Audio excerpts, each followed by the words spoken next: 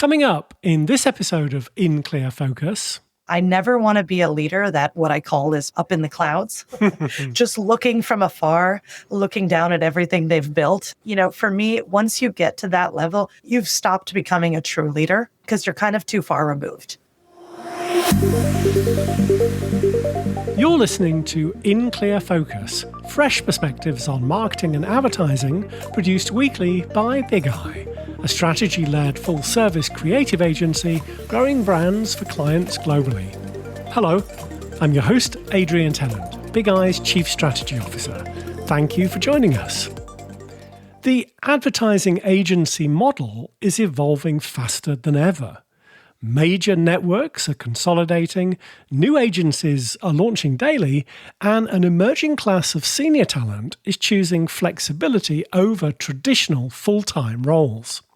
At the same time, brands are demanding partners who can navigate complexity, whether that means launching disruptive products in unfamiliar markets or assembling world-class pitch teams on short notice. Today's guest has operated at every level of this ecosystem. Chantal Sagnes is a strategic advertising executive whose career spans both agency and brand-side leadership. As VP Group Account Director at GSD&amp, she was recognized as one of Omnicom's top 50 high performers nationwide in 2024, leading new business pitches and managing national accounts across healthcare, hospitality, retail, and food and beverage.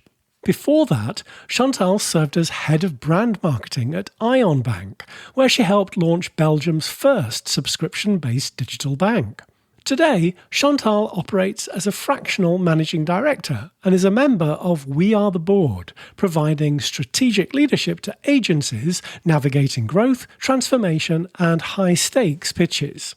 To discuss the evolving agency landscape and what it takes to lead in uncertain times, I'm delighted that Chantal is joining us today from Austin, Texas. Chantal, welcome to In Clear Focus. Thank you for having me. Happy to be here. Well, Chantal, your career has taken you from entertainment PR in New York to an MBA in France to leadership roles across multiple agencies. What initially drew you to advertising?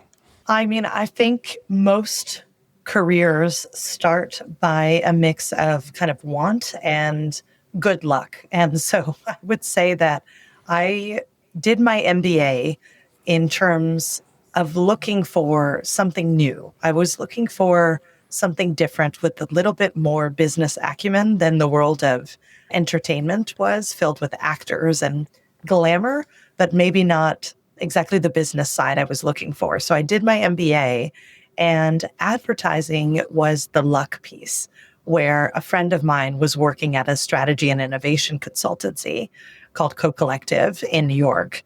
And there just so happened to be an opening for a social strategist, which I am not, nor I have no idea how that made sense for my profile. But I always say once you're in, just get into the place that you want to be and you can grow from there. And that's what I did, from social strategy to saying, actually, I think I'm an account person, and then was able to do that. Well, at Co-Collective, you led the Infinity account and then helped build out their new business department. What did that experience teach you about pitching and winning work? Well, it was interesting because when they approached me saying, could you actually do something different than being an account person? Could you actually help us build a new business department? It was sort of like when I had started in social strategy, like, wait, I'm not supposed to be here. Am I supposed to be somewhere else? And, it was two previous co-presidents of JWT that had come over and started this startup at the time. And when you have a Rolodex like that, the door keeps opening. It's, an incoming call business until it's not, right? So at about year 5, they looked at themselves and said, we need to kind of work on a pipeline and do all the things that we didn't really have to do. And that's when I was able to step in and work on that. And that was something that I had never done before. And so I had to kind of teach myself a bit about pitching and winning work, starting with, okay, what is a credentials document? Okay, we have this document and it's saying some things about who we are. And you try it out and you see that the client asked this or that question, or, it was too long, or it was too condensed, or it wasn't compelling enough. How can we do it better next time and the next time and the next time? And what do we need to set up in our new business department to be a functioning team, right? To one, be able to hire into that, two, be able to set the systems for something that was inexistent. And then three, once you start having a win or two, be it, a small project, let's go for a bigger one. Be it a bigger project, let's go for an AOR and see kind of what is working and getting that feedback, at the end of the pitch. Like, why did you choose us?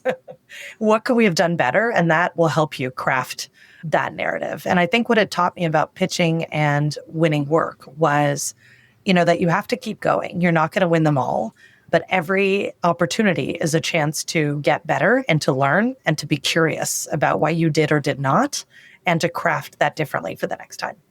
Well, you later joined GSD&M, part of the Omnicom network, after years working at independent agencies. Chantal, I'm curious, what was the most significant adjustment moving from indie agency culture to a global holding company? I think there were a few adjustments in that shift. I think the first is that, I'm the type of person that likes to break things and make new things. And when you get into a system where you have a ton of resources at your disposal, which is kind of the pro, but the con is that these resources, these systems, these processes are so built in to the kind of operating system that is the holding company, you kind of feel like you're constantly wanting to break things because you're coming from a culture where you're able to say, hey, I have an idea, and someone at the top could listen, and the next day you could start to implement that. It's not at that same pace, right? I don't think it's ever going to be as nimble or bespoke of a team as a holding company can purport to have as part of a pitch process. You're still going to have certain checks and balances that are unavoidable, right? And there's a boss's boss and a boss's boss's boss. And you can cut through those layers much faster at an indie shop. So I think the speed is something different. And I think that I was constantly coming up against, hey, what if we did this differently? And what about this? And what about that? And sometimes that panned out. And sometimes there's just a wall that you can't go through. And it's hard, right? Because I always think, well, there has to be a way. Let's talk about your client side experience. Now, in 2020, that was a year, you joined a bank in Belgium to help launch what became the country's first subscription-based digital bank. Can you explain the business model and how you helped? Yeah, I mean, it is a really interesting place to launch anything, especially in the banking sector, because Belgium is one of the most regulated when it comes to financial services. They have also a lot of really established players like a BNP Paribas, for example, that have been there forever, that sure, they have a mobile app, but they are not inherently digital first. But you're playing against the big guys, right? And you're coming out with an app and you're saying, instead of bringing cash to deposit at an ATM, we're not going to do any of that. We're going to have more of the Tesla showroom model, right? Where you can come and you can talk to sort of our experience designers that are going to help you craft your financial journey, but you're not going to have any exchange of money, any deposits, any of the typical things that one thinks of when they show up to a bank. So that's kind of step one of a different model. The other piece of it is that really, everything is happening in the app, right? Whether it is B2B or B2C, or we were serving small to medium enterprises and also just your average consumer. But you have to think about Belgium as a place where you've got so many different cultures and languages that every single thing that you launch has to take that all into consideration. So you might be doing one campaign for one market, but it's really split into four. It's just unlike any other country or any other launch that I've worked on in terms of the complexity.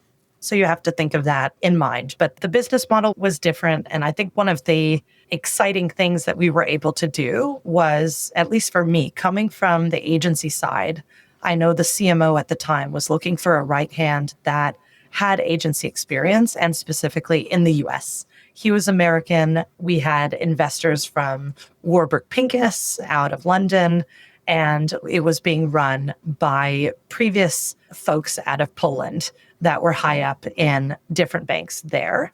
And they all came together to create this. And so one of the first things we did was think about, what's our go-to-market strategy? And of course, you have that all laid out, and then the pandemic hits. And then you go, wait, we're going to hire up a team. We're not going to meet anybody. And I think to this day, we hired up maybe a team of 16 and ended up meeting about one of them, throughout this entire journey in person. Gosh. And so there's a few complexities with that, multiple languages, multiple cultural identities. And that obviously shaped our marketing approach. When we set out to shift that go-to-market strategy, we looked to launch a pitch. And this was the first time that I was able to sit on the other side of the table and be running the pitch from within the brand.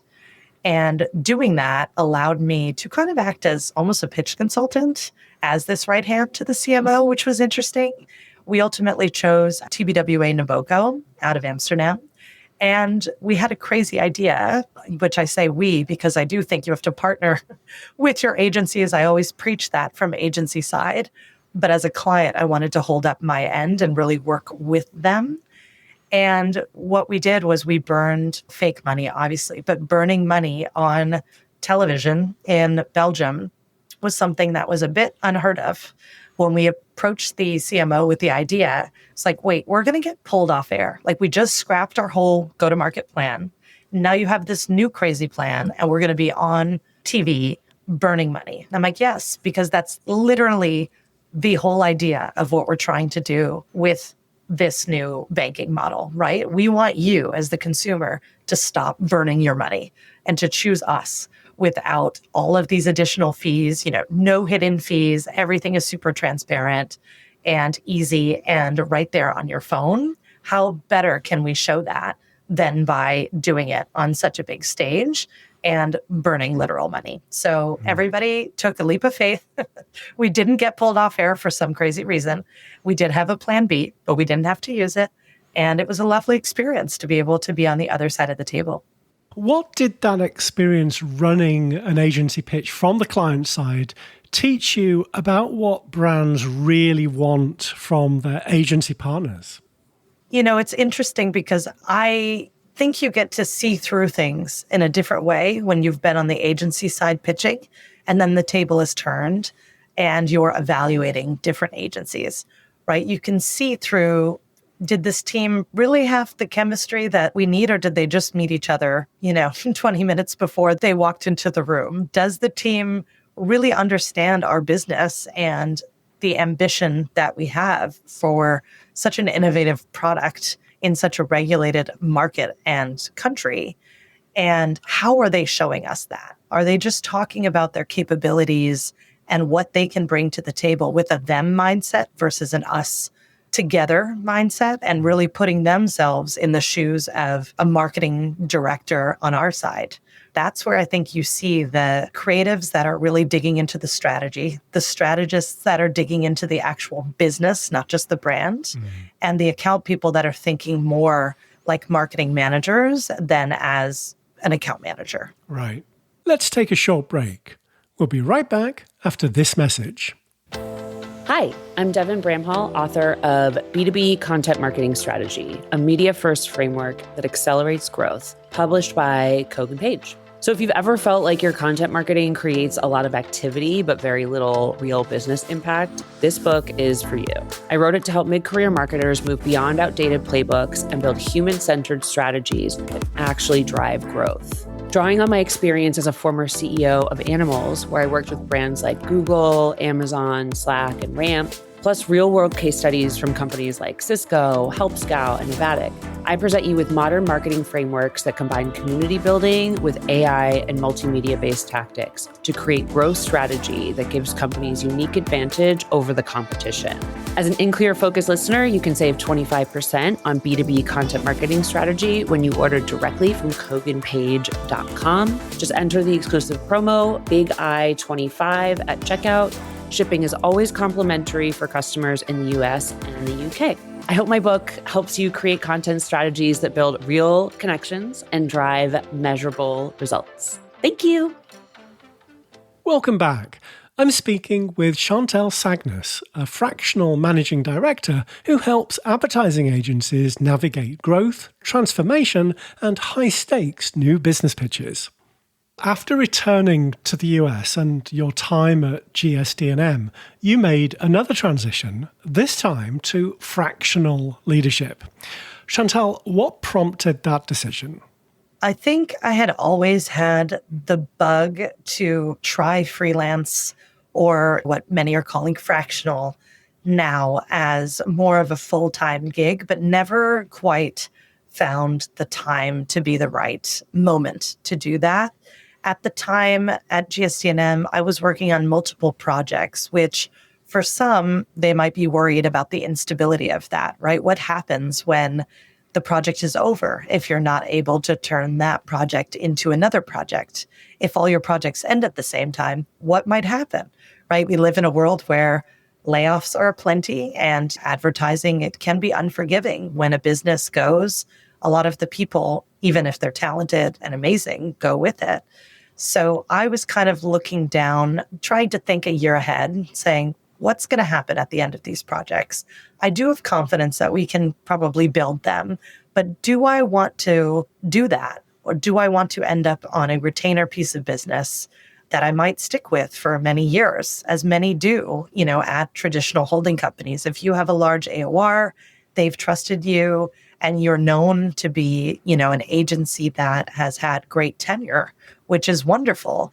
But it is for a certain type of account director that wants that, right? I've always been more of a hunter and thinking about what is that next thing, be it for the business I'm on or the business I could be on, right? Participating in another pitch or whatnot. So I've always just had that yearning to do many things for many brands at the same time. I never knew when that moment was right.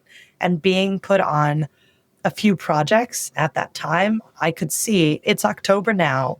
If I put in my notice now, in April, those projects will be done. They can choose to keep me on and maintain these projects until their end, but they could also say, thank you so much, but we can't do freelance, which could have been a thing, right? In holding companies, it's tough sometimes to unlock that freelance budget. I'm thankful that they did keep me on through April, which gave me, the runway to think, okay, starting January and that next year, where do I want to be? And what is this business going to look like once those projects go away for me to make this sustainable? And, at that time, I was part of a group of, I want to say it might have been about 50 of us as part of Omnicom that were identified as these high performance leaders. I was thankful to be part of that and to go through certain trainings and to hear certain people speak. But I also sat in that chair and wondered, is this chair for me? Is there somebody else potentially more deserving that aspires to stay at this company, at this agency, or on a certain piece of business for an extended period of time? And should they not go through this instead? And so I had to give up my spot in that. And I made some recommendations to who might take that, thinking about the other account directors or budding account directors that maybe would be more deserving, as I felt like it was my time to leave the nest. Well, you now work as a fractional managing director, as a member of We Are the Board. Now, for listeners unfamiliar with the fractional model, can you explain how it works?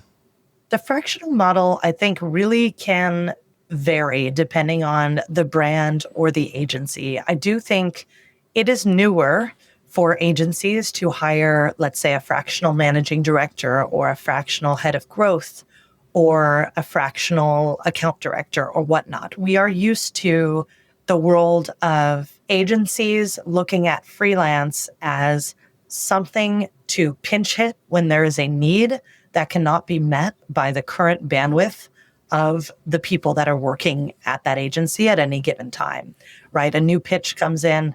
We don't have everybody. We need to get after it. Who's an amazing creative we could bring on? Let's see if we can win. Great. We'll pay a day rate. We'll pay a project fee. They'll be in, they'll be out, and we'll see what happens if we win the business. This is kind of the old way of thinking in my view, right? You can have someone now fractionally, call it 25% of their time, advising you at a higher level on anything, right? My day could be one day sourcing talent, the next day putting out a client fire, the next day pitching a piece of business, looking at your credentials, working with account directors to mentor them and bring them up as part of their current pieces of business and how we can look at organic growth. I just love the umbrella that what I'm calling the fractional managing director provides, that every day can be different. And if you have those varied skill sets, like for me, coming from account management and new business and having been a managing director, those three kind of come together in the superpower of, yes, at 25%, I can help grow your business. And you don't need to have the weight of hiring a managing director at 100% of the time, because that might not be necessary or sustainable for where you can go kind of financially or what you need. And so I love the idea of being able to kind of sprinkle that knowledge and advice and learn from these different agencies too. There's a new agency that's popping up every day, and they all have their own business models, different ways of working, whether they're remote, whether they're global, whether they're hybrid. So it's a lot of learning on both sides. And in terms of We Are the Board, this was, a community founded by April Uchitel, really to bring those of us that are now operating in our silos in a fractional capacity with different agencies or brands together, because it can be a lonely ride, right? Mm-hmm. If you're working technically by yourself, yes, you're working with different agencies, but you are managing your own time. In any given day, I could be talking to 3 to 5 different agencies, and you're jumping from one thing to the next. You don't really have that time to value, share, knowledge transfer with others. Or if you have a question like, hey, I'm looking at this kind of a project that's coming my way. Have you ever dealt with something like this? Here's a roadblock I'm facing. Who do we ask, right? Well, we go to the board Slack, or we go to our community events in person or online. And so it's lovely to have a team without a team being dedicated 100% at any given place. The Omnicom IPG merger has created the world's largest ad holding company, and as a result, some renowned agency names like DDB Worldwide, FCB, and Mullen Lowe will disappear. Chantal, does this moment present new opportunities for independent agencies, do you think? It absolutely does. It is kind of the craziest, biggest thing that I don't want to say that no one saw coming, because I think we all did in some way. Did I ever think that DDB, FCB, and Mullen Lowe would disappear? Probably not, actually. So it's a crazy time in our industry right now. And I think, we've seen the slow creep over the past, call it 5 years, of heads of agencies spinning out under a holding company and going and forming their own smaller shops. And that, has become, I don't want to say commonplace, but it's become more known and has started to happen more and more. But now what we're seeing, for me, the biggest new opportunity that it presents is really that anyone can play on any stage. I recently worked with a small digital shop to win a pitch for branding work, really a big brand campaign that they never would have thought to go after, but they absolutely had the capabilities in them to do so.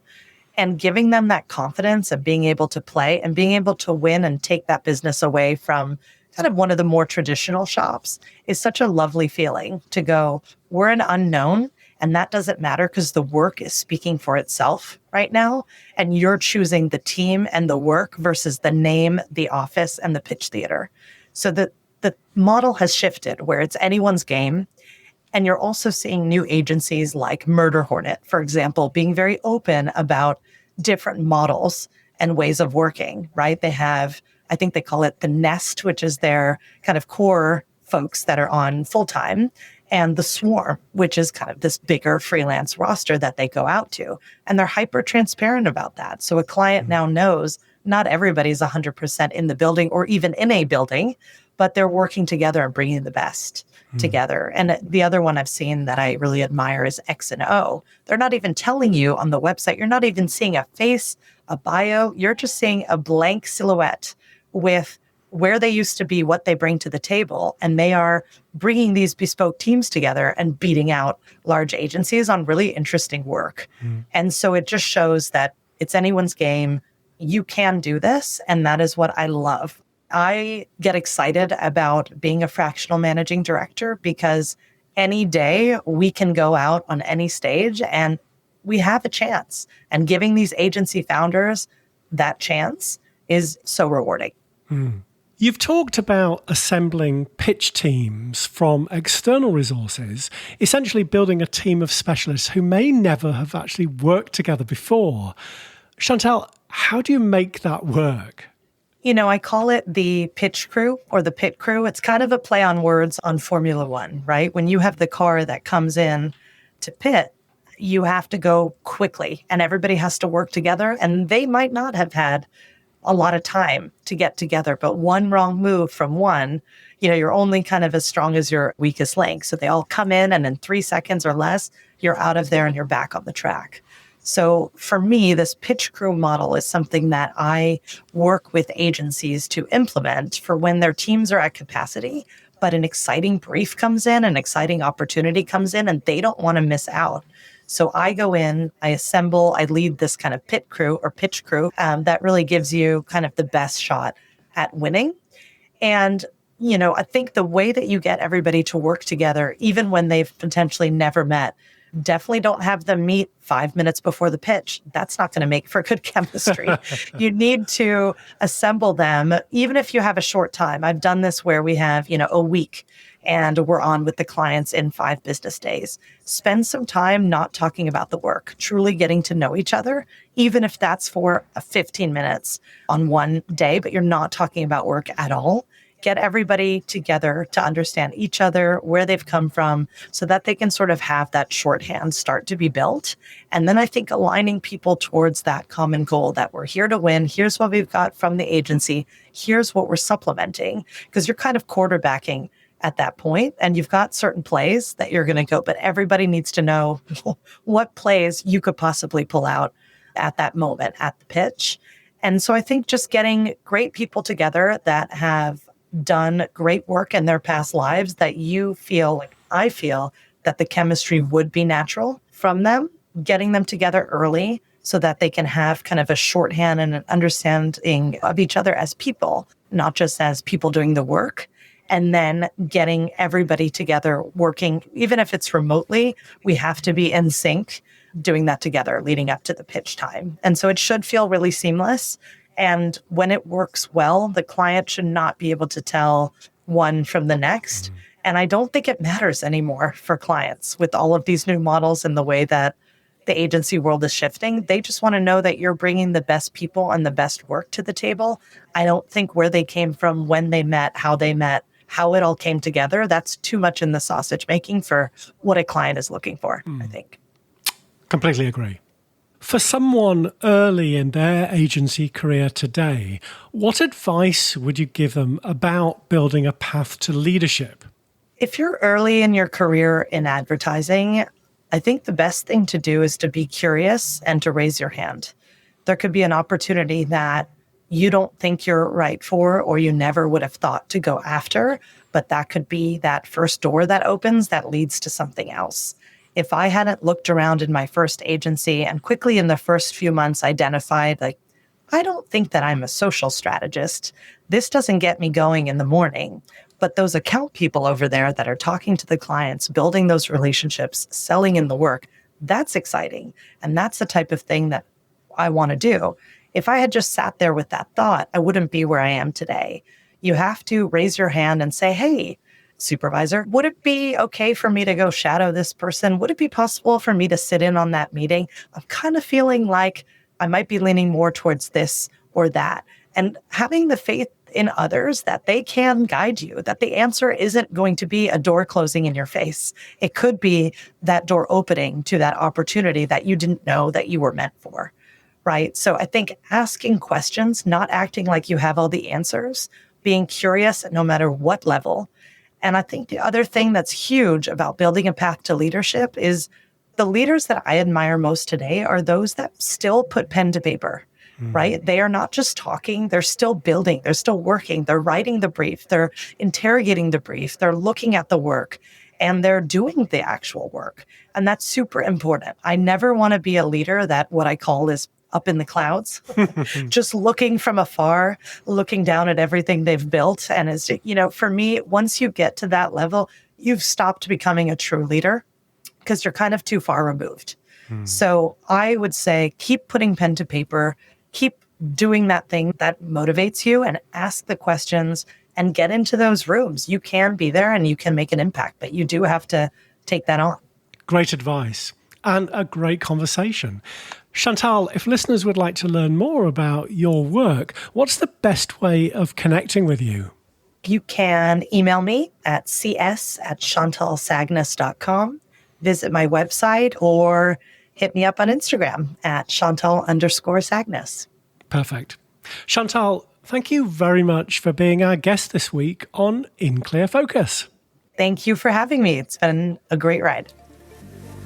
Thanks again to my guest this week, Chantal Sagnes, Fractional Managing Director and member of We Are the Board. As always, you'll find a complete transcript of our conversation with timestamps and links to the resources we discussed on the In Clear Focus page at bigeyeagency.com. Just select Insights from the menu. Thank you for listening to In Clear Focus, produced by Big Eye. I've been your host, Adrian Tennant. Until next week, goodbye.